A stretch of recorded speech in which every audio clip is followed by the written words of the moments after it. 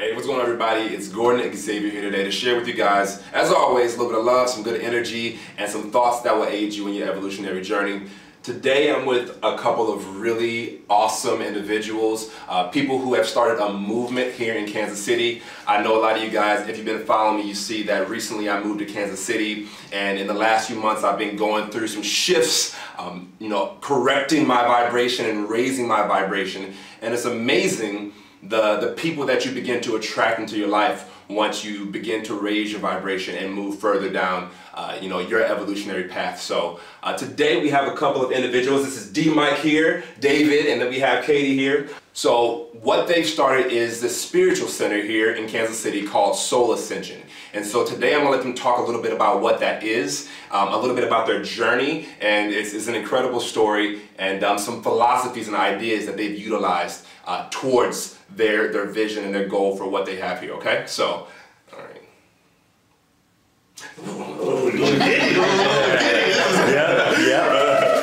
Okay. So this is going to be a question for either of you guys. You guys have a spiritual center here, right? So that means that you've been on a spiritual journey. So what got you started on your spiritual path, and if you can talk a little bit about that for us. Sure. Well, for me, I feel like spirit, or my higher self, or spirit guides, whatever you want to call it, has always been reaching out to me. And so I know that whenever you begin on the path and you begin the journey to search for your higher self, that they'll always be reaching back to you as you're reaching out to it. And so, I found myself one time whenever I was in a really kind of desolate position. I got off of work one time and realized I didn't have anywhere to go. And so I realized that I could do better within myself, but it was going to be within myself. So I started the inward journey. And I know whenever I started that journey, then my higher self or my guide started placing those synchronicities or those notes in my path. And so all I had to do was pay attention to it. And then I was able to I figured out that I could get wherever I wanted to be from wherever I was at that time. You kind of saw in your life, as you were making those steps forward, God, source, spirit was meeting you halfway. Exactly. So they placed the different ideologies and all of the kind of learnings and the teachings that I use right now every day in my daily life to be able to advance my spiritual life and therefore my material and my life in general. Yeah, that's amazing. What about you? Well, I'm thinking about that because I feel like my spiritual journey is something I've always been on. I, as a child, felt like I was really aware of what was going on around me, maybe even a little bit more aware than others that I was encountering. And in my adulthood, I came across Abraham Hicks and started really following law of attraction, and that opened up a whole world for me. And following, I guess you could say, the spiritual breadcrumbs, when you have that desire to know more of what your purpose is, who you are, why you're here, you do get led. And so I went through a series of kind of dark nights of the soul. I got divorced.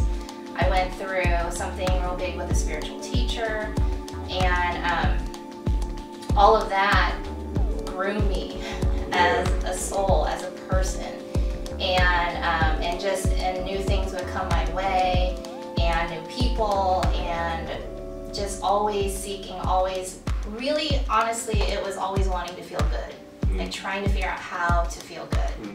Kind of like listening to that voice. It's like, okay, hold on, something's misaligned.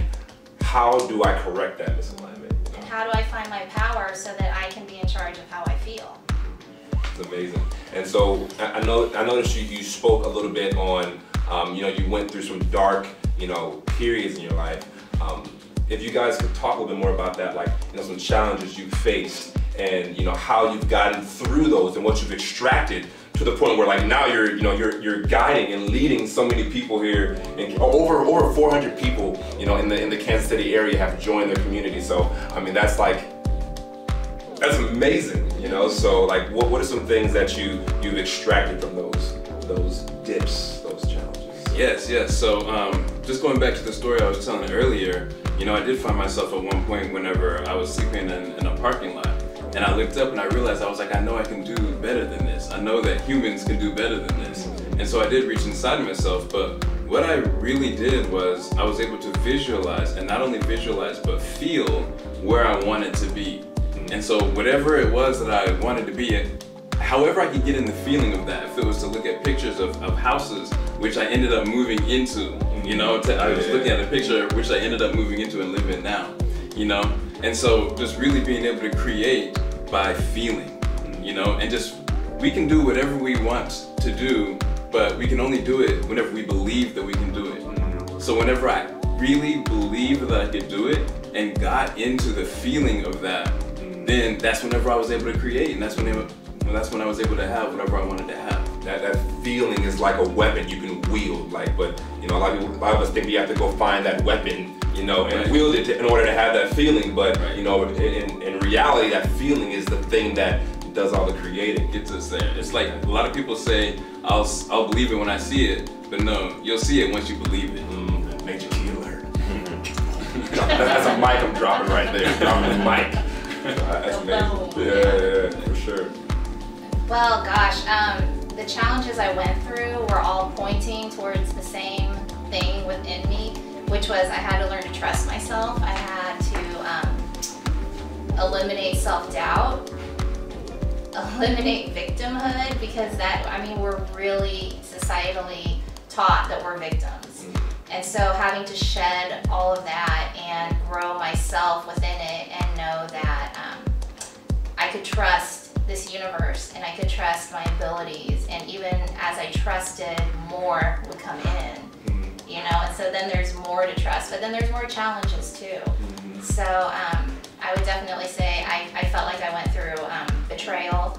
I went through a lot of, you know, upheaval that you go through when you get divorced, and through it I was able to find the gold at the end, you know, of the rainbow, but the rainbow at the time wasn't so pretty.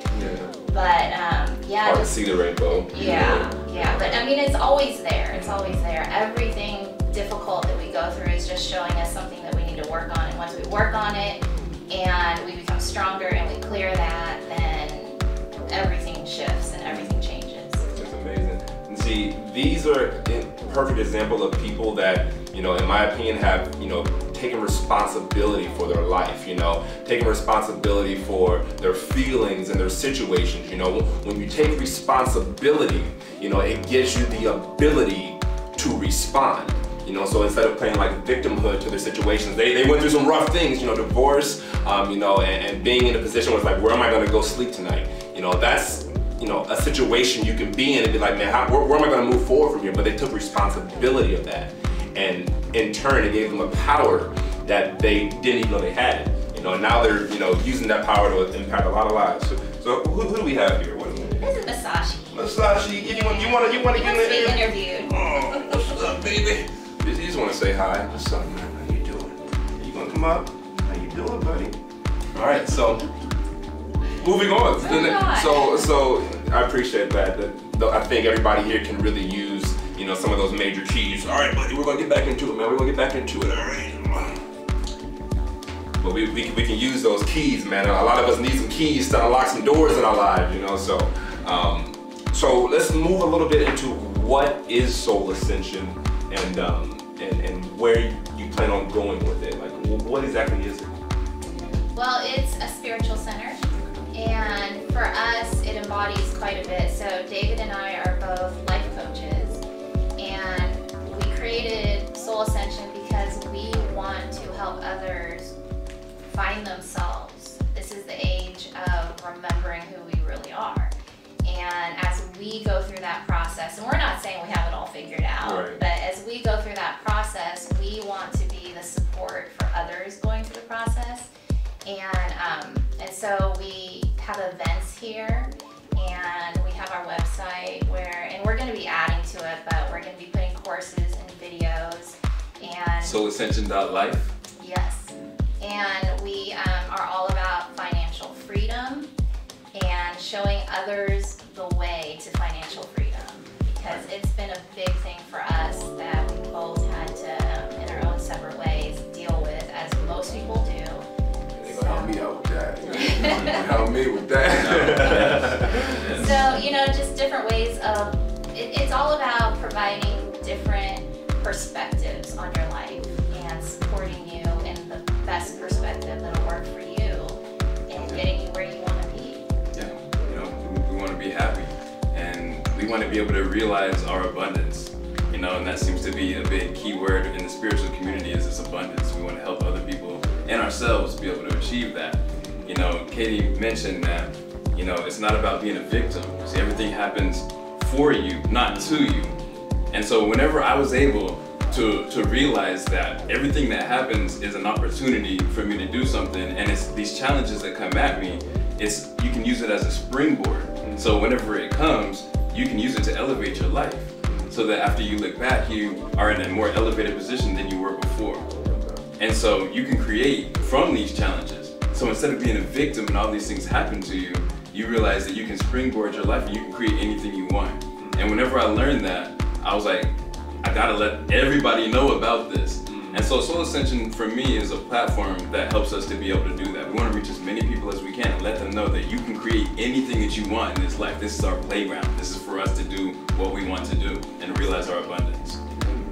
Man, that's one of it's funny, you hit a couple points where I had just made a video on that like a day ago. Like everything is happening for you. I love that, man. And like, you know, it happens for you so that you can rearrange and shift things within yourself so that you can move into life in a way in which you're shifting things around and creating life. You're in the driver's seat. You're in the driver's seat, baby. Man, that's beautiful. So that's what, you know, so you guys are out here, and so how many people like do you see on a regular basis, like, you know, like that come through and you are able to help guide in a way? Like, well, we have created, we are the co-founders of a community, a spiritual, well, we call it a community and it is very spiritually based, but we won't call it a spiritual community, but it's Ubuntu, which is a global movement, and we are the founders of one small gathering here in Kansas City, and we have about 400, over 400, 480 people and more keep joining us, and we have so much momentum around that right now.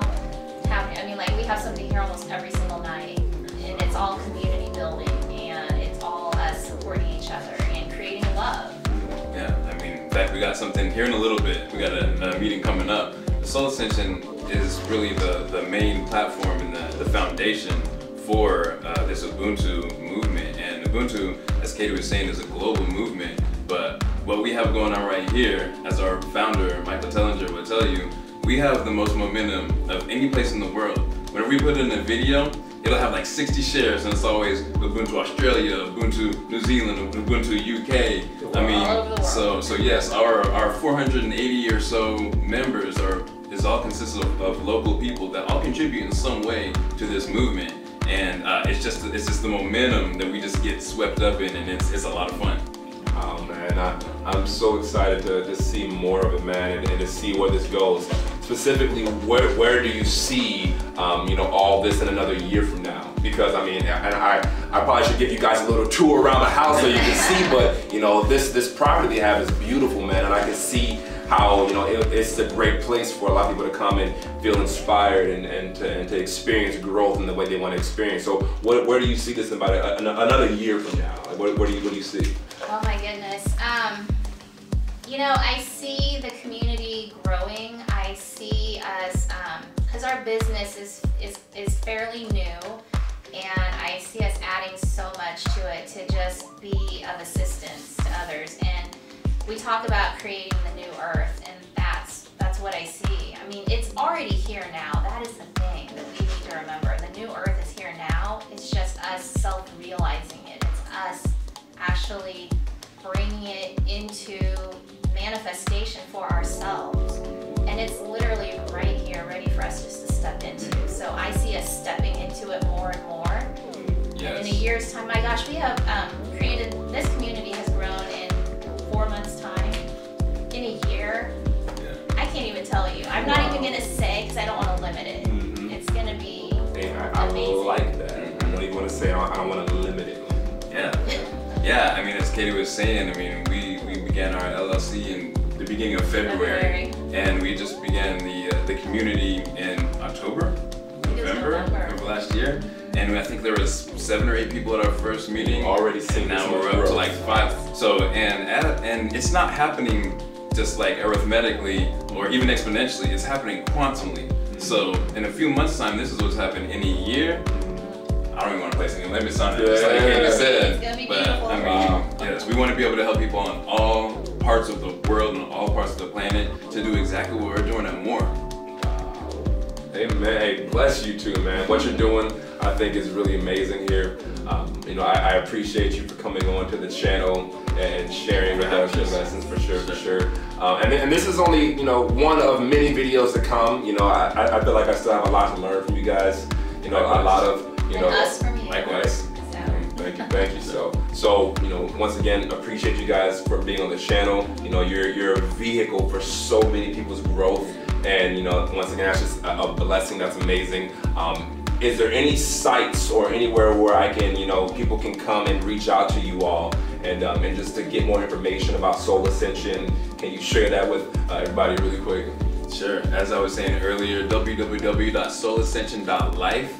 We're going to continue to add content and to just add what we're doing and just keep you updated on everything that we have going on here with Soul Ascension and with the Ubuntu community. And please join our, especially if you're local, then join our Facebook group, which is Ubuntu Kansas City. Tribe.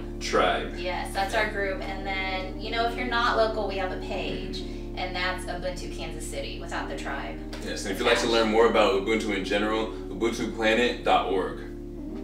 Okay. Well, everybody, it's been fun. Much love as always. Until next time.